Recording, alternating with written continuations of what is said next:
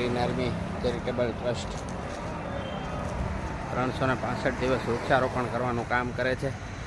સાથે સાથે વૃક્ષોની માવજત કરવાનું. માવજત એટલે કે આવા ખામણા કરવા. હવે આને ટૂંક સમયમાં પાણી પાવામાં આવશે.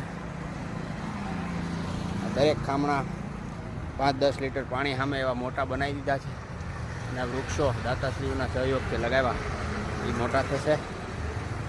ખૂબ સરસ રીતે આ ગ્રીન આર્મી ચેરિટેબલ ટ્રસ્ટ એના સૈનિકો જે પોતાની નીંદર છોડી અને લોકોને પૂરતો ઓક્સિજન મળી રહે એના માટે પોતે વહેલા સવારે 5 વાગે જાગે છે.